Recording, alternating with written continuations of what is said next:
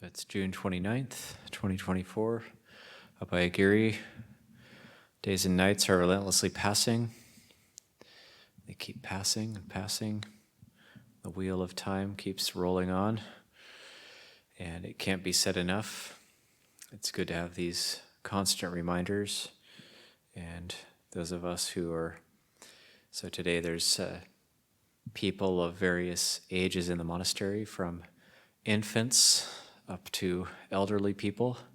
So infants will change to be toddlers and children. Children will grow up to be teenagers and adults. Adults will grow older, and old people will eventually die. So we have every stage of life. We have all these stages of life represented at Abhayagiri today. And it's almost a guarantee that 100 years from now, none of us will be alive anymore. Maybe the infant will be. So it's time just keeps passing, and it's worth thinking about, worth recollecting. Why do we recollect this? Because we want to get back to what's important. What are we doing with our lives? How are we using our time? So we have this reflection. Days and nights are relentlessly passing. How well am I spending my time? And also just those of us here at Abhayagiri, it's always changing. The people here are always changing. And Ajahn Sek will be departing Abhayagiri tomorrow evening to return again to Thailand. And we'll be formally taking leave of him before the meal blessing tomorrow, and taking leave, what we call the call kama, the asking forgiveness, taking leave, paying respects. It's a very lovely ceremony that we do, and it actually stems from Venerable Sariputta, where a monk was complaining that Venerable Sariputta had evil wishes, that he was just didn't really have a very good practice, that he was just drawing close to the Buddha and kind of being able to be close to the Buddha,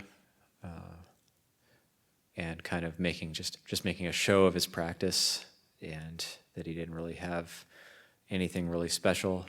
And eventually this monk was conscience-stricken and asked forgiveness from Venerable Sariputta, and Venerable Sariputta then said, "I forgive you, and please forgive me if I've actually done anything wrong or unskillful." So this mutual asking of forgiveness, it's a very lovely ceremony. And also, as we go about our day, just looking at the things that happen to us throughout the day.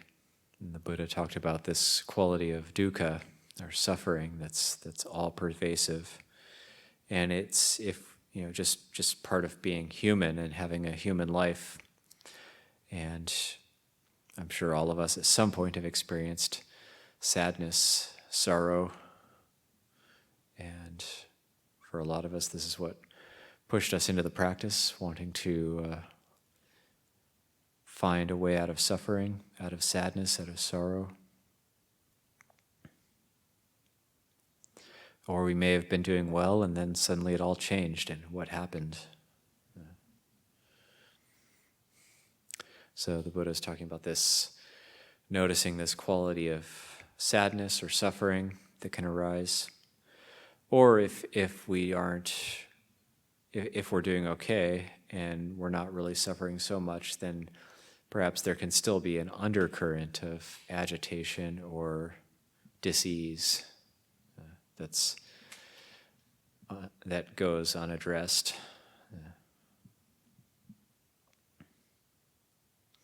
And sometimes we need to really fall back on these wholesome qualities of appreciation and gratitude for what we have in our lives that can help to buoy the mind up and we don't want to get too hard on ourselves. We need to learn how to be very forgiving with ourselves. And especially in the West, we seem to be very adept at practicing brutality towards ourselves and actually trying to brutalize our minds into submission. We might have unwholesome, unskillful thoughts and then be horrifically critical of ourselves. And we can get hypersensitized when we come to the practice. I know when I was in Anagarika, I became hypersensitized, and the slightest criticism or the slightest little poke, I would fall apart. And I could say that now that doesn't happen, so I'm going to give myself a pat on the back. That doesn't happen anymore. So when I get poked or criticized, or people say things to me that are, say, critical in nature, then I'm able to reflect on it. Oh yeah, that hurts, that's unpleasant, but I can reflect on it. That's just feeling. That's just feeling. Feeling is something that it's part and parcel of being human. So yeah, getting criticized, it can hurt, it's unpleasant, and it's just feeling. I can reflect on it rather than react to it or try to push it away, try to get rid of it, try to counter-criticize the person who's criticizing me,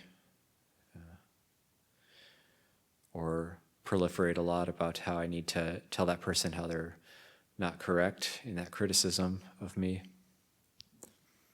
But rather than do that, just say, oh, that's just unpleasant feeling.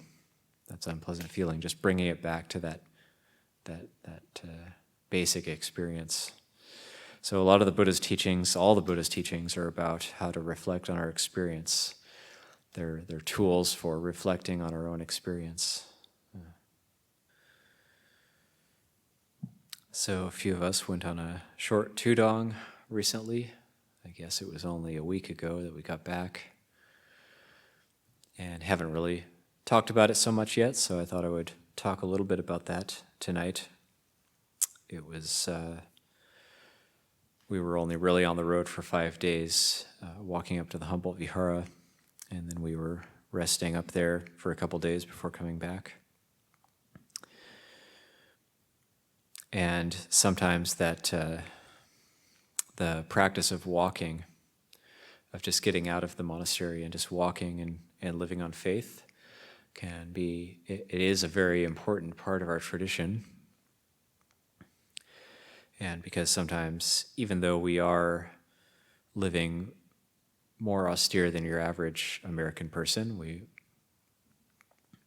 have, the food is more austere, the lifestyle in general here in the monastery is more austere than, say, your average layperson. Still, we can get into kind of a cruise control mode and kind of the contemplations can become a bit stale, things can stagnate, we can get stuck in a rut. So it's good to get out on the road, shake things up a bit. And just that practice of walking, doing an extended period of walking meditation. And I know for myself how often I would get up to my kuti and do some walking meditation and then get tired and want to just lie down and take a rest. But then getting out on the road when we have to walk, say we're having the meal and then walking, and walking with gear, maybe about 30 pounds of gear, and finding, oh yeah, I could walk for hours, and that's on the highway with weight. So why can't I do walking meditation in the same way? And then that practice of not knowing where we're going to eat, where we're going to sleep. And sometimes it can put the mind into a more mindful state. And say for myself, leading the walk, wanting to make the right decision, but really sometimes not knowing, am I making the right decision or not?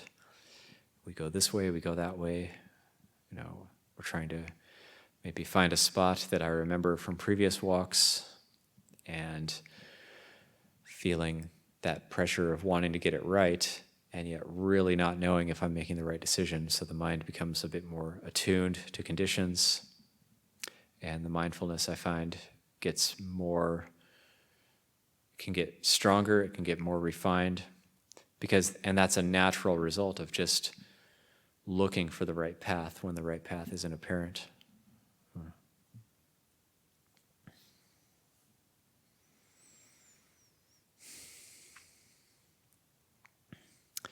So what did we do is we walked out of Abhayagiri, we walked north on Tomkai Road about 7 miles, camped on a creek, a beautiful creek called Tomkai Creek, and we were carrying glots, this traditional gear, traditional monk's gear. But then since we walked out of the monastery about 6:15 or so, we didn't really get to our campsite until it was getting dark. And normally you would hang the glot, the monk's umbrella and mosquito net, you'd hang that from a cord that you string from 2 trees. But then it was getting dark and it's not really apparent where we would string our cords, so there's another way to use the glot. You can just set it on the ground. And you have the handle which kind of props it up, and you use it as like a bivy sack, so you're kind of in your mosquito net like a tube, and it's quite comfortable actually. Then in the morning time, there was actually frost on the ground. I was not expecting this in June. It was quite cold in the morning, so get up, start walking, start warming up, walking down Canyon Drive down towards Willits, and then meeting up with some friends in Willits, there was a meal offering there, and then walking north on Highway 101. And our feet were getting blistered at that point. So going off the highway, there's some old railroad tracks just off the highway, so resting on some railroad tracks, and then actually, before that, we met up with Beta Garmin. So they have these people who have done heavy earthwork at the monastery since it opened. They've done a lot of the digging work, foundation work in the monastery. Got invited into their workshop. They actually offered us drinks and ice, so Tachitapalo was able to ice his feet. His feet were starting to hurt quite a bit. Then we were able to carry the ice with us up to when we took a break on these railroad tracks, and able to ice our feet a bit, take a bit of a rest, keep walking. And then it started to get interesting.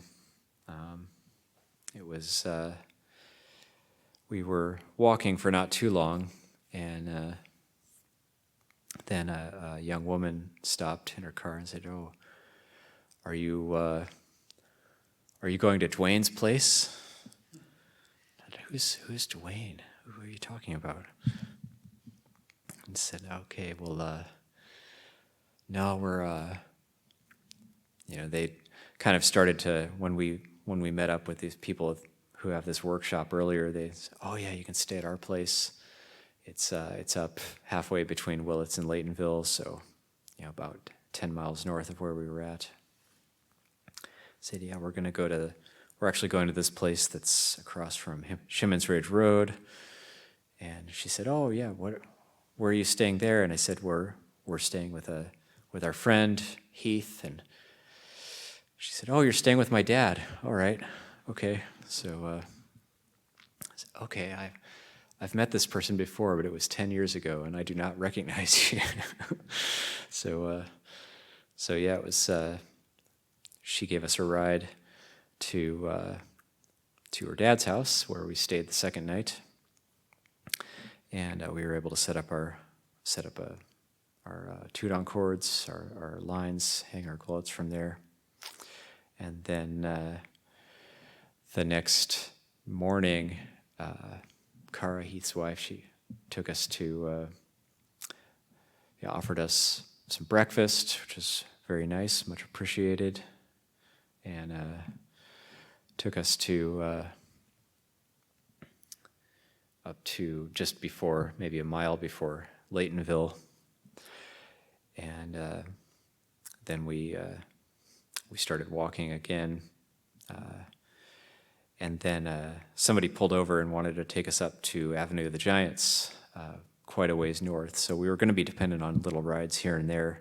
We knew we couldn't walk all the way to the Humboldt Vihara just on just with the short amount of time we had. So we almost took this ride, but then Tancha Tapalo was like, yeah, my feet are really hurting. So we had to do a evacuation, call the monastery van. So we didn't take the ride. We went back to where we were dropped off. I thought, well, if the monastery van's going to come, need to get you back now before we're too far away. So that was so. Unfortunately, day 3, we had to. Tancha Tapalo had a foot injury, so then it was myself, Tanhemako, Ben. Yeah, we kept walking, and we were going to go alms round that morning in Laytonville, and I wasn't sure about the alms round because there was this market in Laytonville, that Geiger's Market, that had closed, and that would usually on past walks be where we got good alms food. We would stand. We would actually. So according to our precepts, we can't use money. We can't store food, but we would normally stand at a market, and if people saw us and either knew what we were doing or were able to ask us what we're doing, then they would offer us some food for the day. So, but that market was closed, so wasn't really sure what was going to happen. So we got to a Chevron station. Ben wanted to get us some drinks, so he went in, and then a Thai family actually came out, and they were from Eureka. They actually offered us a full meal, quite spontaneously. So, and again, that was pretty amazing and very spontaneous. So then we kept walking north to find a place to eat, and it was middle of the day, getting pretty hot, and so we just thought, we'll find a shady spot and sit down and have our meal. And as we were walking, before we found this spot to have our meal, I noticed there was a highway worker, and he was by himself, and he was doing some sort of work, putting a cord, like a rubber wire, across the road and taking some sort of readings off of it. And I remember just commenting like, oh yeah, this guy looks like he's taking his work very seriously and look like he's doing a good job. And so we walked by him, just kind of thought, oh yeah, that's interesting. Like, we didn't wave to him, he didn't wave to us or anything. But then soon after that, we found a place to eat, sat down in a kind of a vacant lot with some beautiful big oak trees, and had our meal. And after that, we just kept walking north for pretty much without stopping. I think we walked 11 or 12 miles. We walked for over 3 hours. It was maybe 4 hours. We just walked. And eventually it was kind of getting on in the day, and I kept thinking, okay, we're going to get to the Eel River at some point, and we're going to have a river, and we'll be able to camp and maybe get in the water and cool off. But my memory was a little bit off about where the Eel River was, so it was much farther than I thought, where Highway 101 actually meets the river. And so I was kind of getting later in the day, think it was about 5 p.m. or something. And we had sat down, had some water, had some of our drinks that we've been carrying, and then we kept walking. And right when we kept walking, then a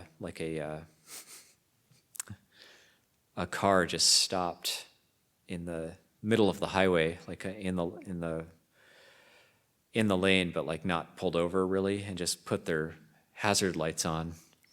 And it seemed this person had definitely stopped for us, but they were just stopped in the middle of the highway and with the hazard lights on. Or go, go, go, go. It's this really super dangerous. And so they were just stopped, and luckily no cars came. And then we got up to them as a Thai lady who wanted to talk to us. He said, "Oh, can you go up and pull over there?" And right then, a UPS truck was coming. So, oh yeah, fine. And then they kept going, and then luckily there wasn't some horrific accident. But then also right when she then went forward, then the highway worker we had seen earlier stopped, and he said, "Hey, I saw you guys earlier. I'm going up to Liggett. I don't know if you're just walking or if you want to ride, but I respect what you guys are doing." And we said, "Yeah, well, maybe you could pull over up where that car is and in front of her, and we're going to talk to her, and then we'll take a ride. We'll take a ride with you." And so we went up, and the Thai woman that we'd seen, she wanted to give us a ride to Garberville, where she was going, but that was probably a little bit too far. So we said, well, we chanted a blessing for her, and she went on her way.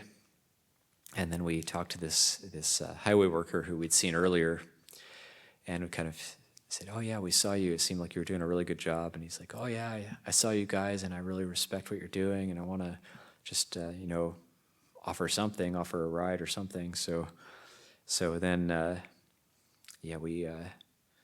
we got into this vehicle, and it was kind of we were sitting in the back, so it was just dark, and it kind of felt like we were being transported somewhere. And well, we were being transported somewhere, but like transported maybe in some sort of interdimensional transport. And then I remember commenting to Ajahn Nyaniko, "Okay, I wonder if we could maybe, if he's taking us to Liggett, we could go to the Tibetan center there, because maybe we could stay the night there."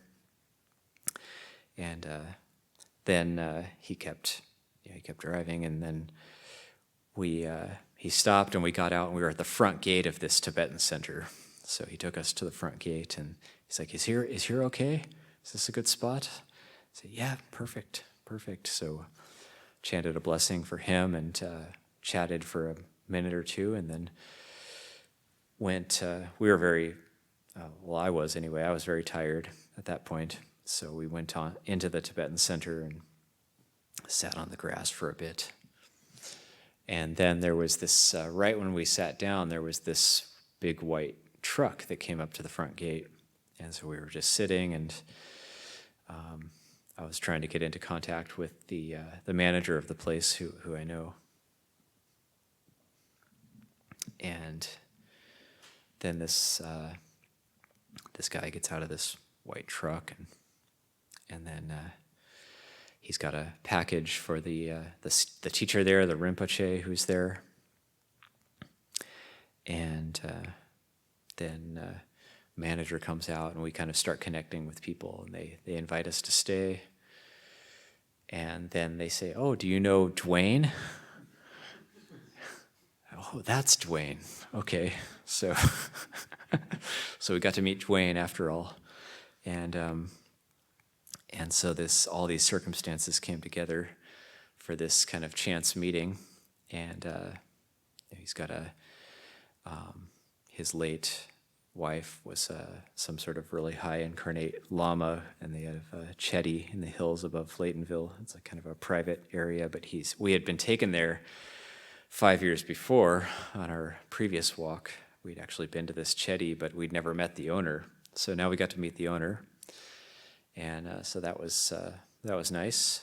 And we exchanged a few words and shook hands, and then he left, and then we were given a bit of a shown to our dwelling places in the Gomde, the Tibetan center in Willits, in Leggett. And so to back up a little bit about this Tibetan center, there's a teacher considered a meditation master named Choki Nyima Rinpoche, who's the head of this center, and he visits every August. During the pandemic period, he didn't visit, but then we had seen him in 2019 and offered him one of these miniature copies of the Buddha Rupa in this hall, like a resin, one of our yellow resin Buddha Rupas.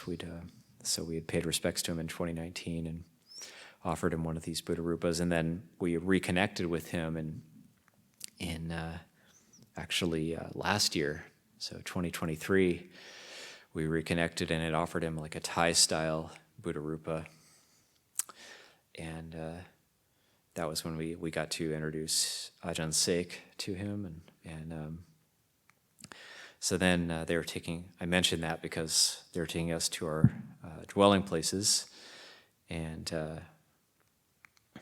there were fairly new trailer kutis that they'd built, and I was kind of taking notes because we've been building some trailer kutis as well, and they did them really, really well. And and they said, oh yeah, we just put Buddha Rupas in these kutis yesterday.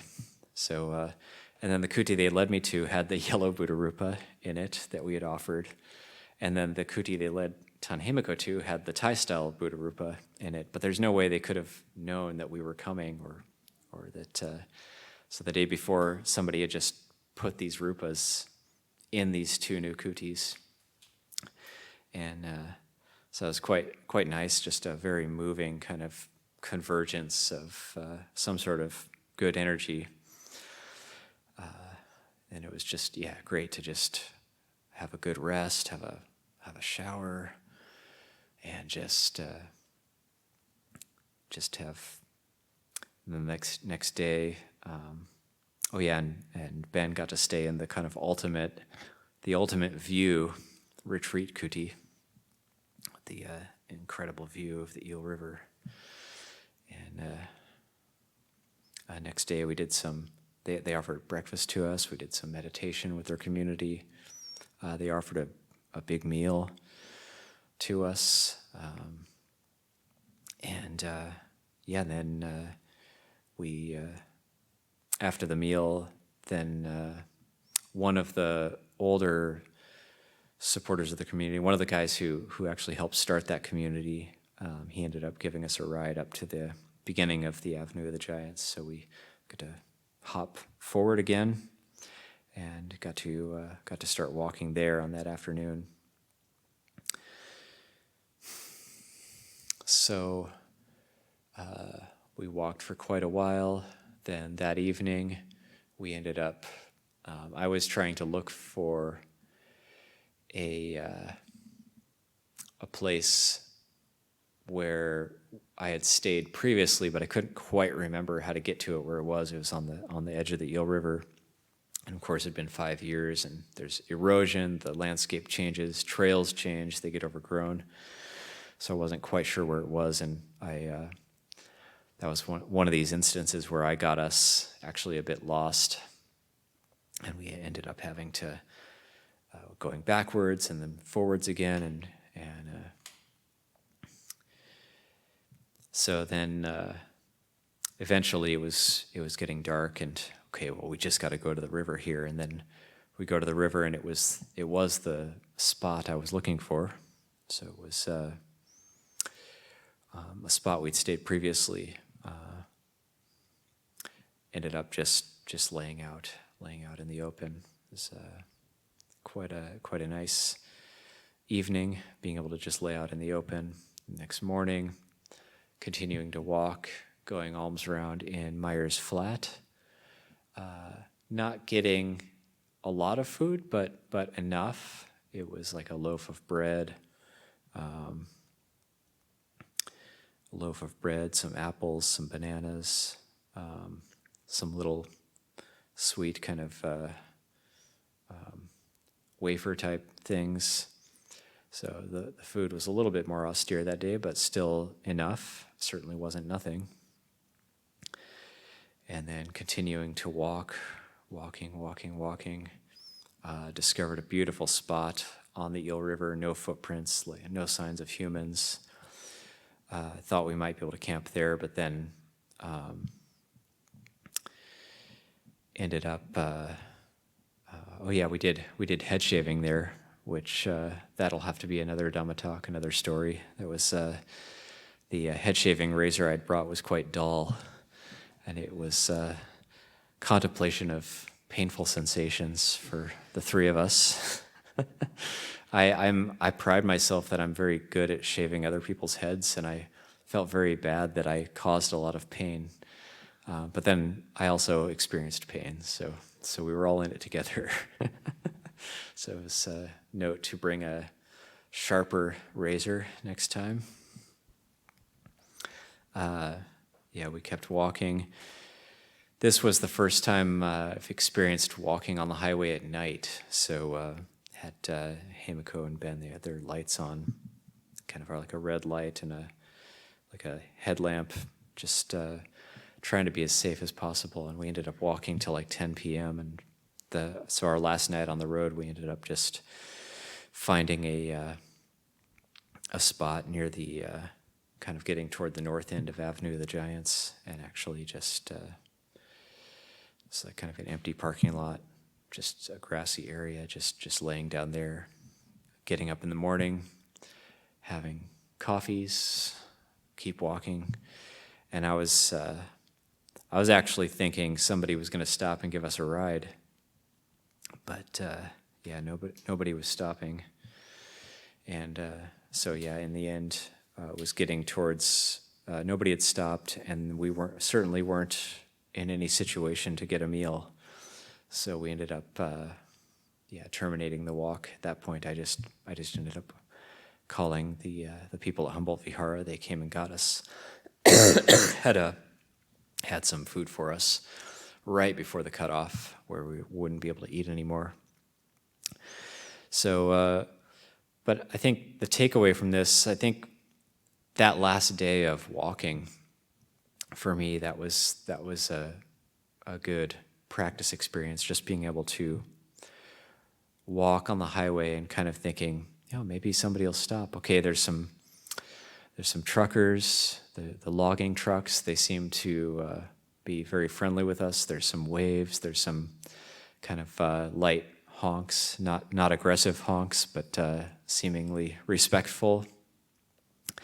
And people generally being respectful, being nice, but not pulling over and giving us a ride. And